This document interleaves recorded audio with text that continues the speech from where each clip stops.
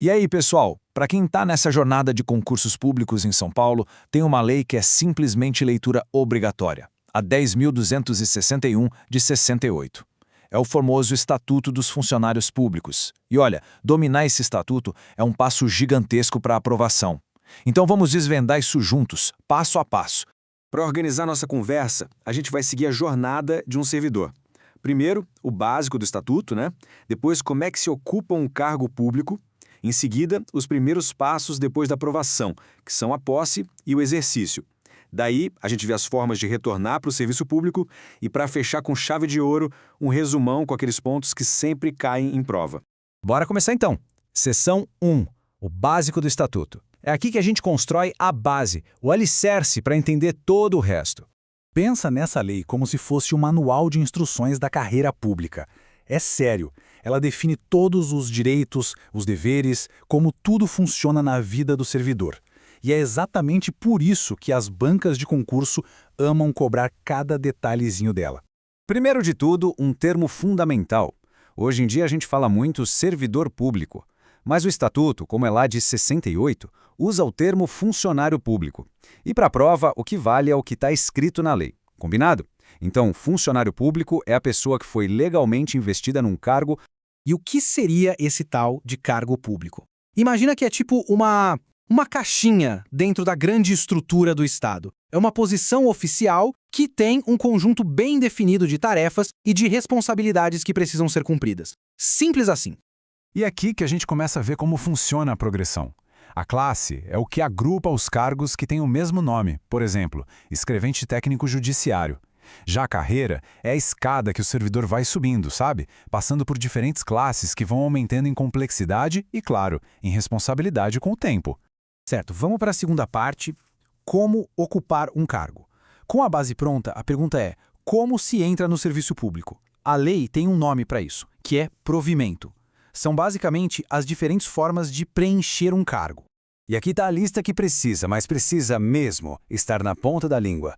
Nomeação, transferência, reintegração, acesso, reversão, aproveitamento e readmissão. Sério, decorar essa lista já é um ponto praticamente garantido na prova.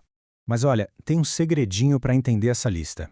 É só dividir em duas categorias. A nomeação é a única forma que a gente chama de originária, porque ela cria um vínculo novinho em folha com o Estado. Todas as outras são derivadas, ou seja, elas precisam que a pessoa já tenha tido um vínculo anterior.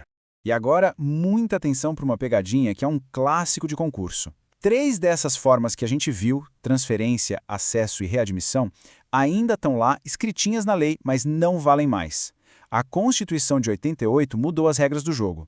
Então é essencial saber que elas estão na lista, mas também saber que, na prática, não se aplicam mais. Beleza, vamos para a seção 3, posse e exercício. A aprovação chegou, o nome saiu no Diário Oficial, e agora? Essa parte é toda sobre os prazos fatais. Aqueles que não dá para perder de jeito nenhum. Cada dia que conta, e muito. A sequência é bem lógica, né? Primeiro vem a nomeação, que é a convocação oficial do aprovado. Depois, a posse, que é o momento do sim, eu aceito, quando se assina o termo. E por último, o exercício, que é quando o trabalho começa de fato.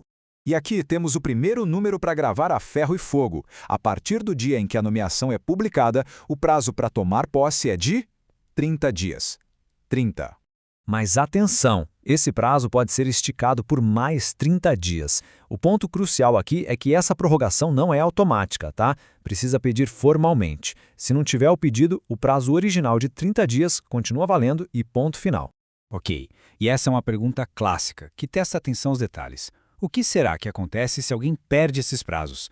As consequências são bem diferentes, e entender essa diferença é simplesmente fundamental. Olha só a diferença, que é crucial. Se a posse não acontece no prazo, a nomeação é tornada sem efeito. É como se nunca tivesse acontecido. Agora, se a pessoa toma posse, mas não entra em exercício no prazo, aí a consequência é a exoneração. Ela perde o cargo que já era dela. Chegamos na seção 4, retornando ao serviço. E o que acontece quando um funcionário que já saiu precisa ou quer voltar? Pois é, existem formas bem específicas para isso acontecer. São as tais formas de provimento derivado que a gente comentou. A reintegração Pensa assim, é o retorno do servidor que foi demitido, mas conseguiu provar na justiça que a demissão foi ilegal. As palavras-chave aqui são demissão injusta e decisão judicial. E tem um prazo importante. O decreto de reintegração tem que sair em, no máximo, 30 dias depois da decisão. A reversão é a volta do aposentado. Geralmente é o caso daquele que se recuperou de uma aposentadoria por invalidez. Os números aqui são cruciais, viu? Para pedir o retorno, o servidor não pode ter mais de 58 anos. E se o laudo médico disser não, uma nova inspeção só pode ser tentada depois de 90 dias. E por fim, o aproveitamento. Esse é para o servidor que estava em disponibilidade. Sabe quando isso acontece? Por exemplo, quando o cargo da pessoa é extinto. O servidor fica em casa, aguardando, até que o Estado o aproveite em uma nova vaga compatível que apareça. Bom, chegamos na nossa reta final. Seção 5. Pontos-chave para a prova. Agora é hora de revisar aqueles pontos mais quentes, sabe? Os números e detalhes que são, assim, essenciais para o dia da prova. Então, vamos lá, para fixar de vez.